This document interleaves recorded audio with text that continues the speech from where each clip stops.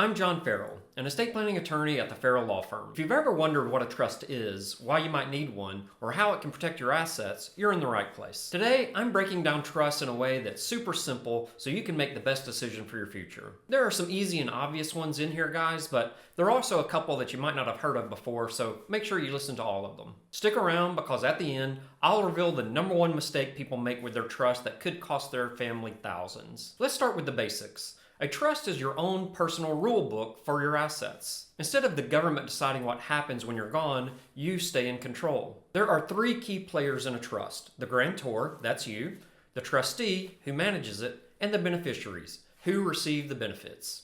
Think of it like a treasure chest. You decide what goes in, who holds the key, and who gets the treasure. But why do people even set up trusts in the first place? The main reasons are to avoid probate, control how assets are distributed, and provide asset protection. Without a trust, your estate could get stuck in court, your assets may not be distributed the way you want, and your loved ones could lose money due to unnecessary taxes and legal fees. Many people also don't realize that trusts can help protect minors, disabled family members, and even charitable donations. If you have young kids, a trust ensures their inheritance is managed responsibly. If you have a family member with special needs, the right kind of trust can provide for them without affecting government benefits. Now, there are two main types of trusts: testamentary trusts and living trusts. Testamentary trust, or death trust, is created inside your will and only takes effect when you die.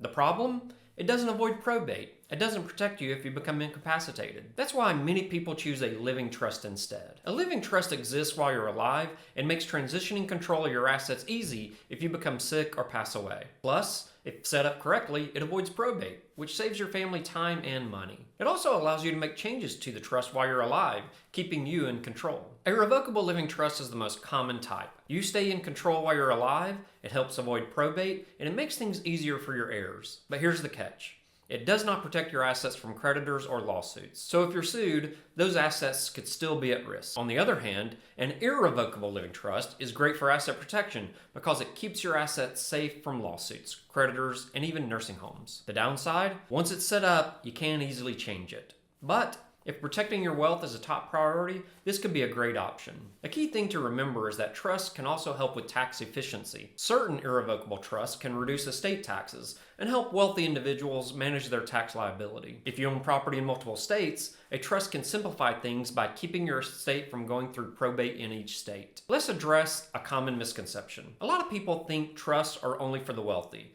but that's simply not true. Trusts help families of all financial backgrounds keep their assets safe and ensure their loved ones are taken care of. Another misconception: that once you set up a trust, you're done. That's not the case. Trusts need to be maintained and updated as your life circumstances change. Marriage, divorce, new children, financial growth, these all impact your trust's effectiveness. Another myth is that a will alone is enough. A will still has to go through probate, which can take months or even years. A trust, on the other hand, can ensure an easier and quicker transfer of assets. Here's the biggest mistake people make: they don't fund the trust. Imagine your trust is a bowl, and your assets, house, bank accounts, and other things, are pieces of fruit. If you don't put the fruit inside the bowl, your trust does nothing. If your assets aren't titled properly in your trust name, your family could still end up in probate, which defeats the purpose. Another big mistake: relying too much on beneficiary designations. Naming someone directly on a bank account or 401k doesn't protect assets from divorce, lawsuits, or financial problems. A trust ensures your money goes where you want, the way you want. So how do you set up a trust properly? First, work with an experienced estate planning attorney, someone who understands the complexities of the law and can tailor a trust to fit your unique needs. Second, make sure you fund the trust correctly. This means transferring your house, bank accounts, and other assets into the trust name. Finally, review your trust regularly to make sure it still aligns with your goals and current laws. One often overlooked aspect is choosing the right trustee. A trustee is responsible for managing your trust, and choosing the wrong person can lead to mismanagement or legal issues. Make sure your trustee is responsible, trustworthy, and capable of handling the role. Here's a bonus for you. Let's look at some real-life examples. Number 1, a client of mine had a trust but never transferred their investment account into it. When they passed away, their family still had to go through probate, which cost thousands. Number 2, another client properly funded their trust, and when they became incapacitated, their successor trustee stepped in seamlessly, avoiding court involvement.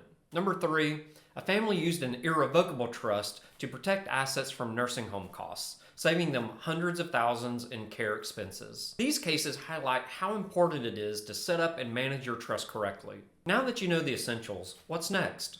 If you want to make sure your trust is set up the right way and avoid costly mistakes, book a free consultation with me and you'll find the link in the description. If you found this video helpful, hit that like button, subscribe, and check out my other estate planning videos.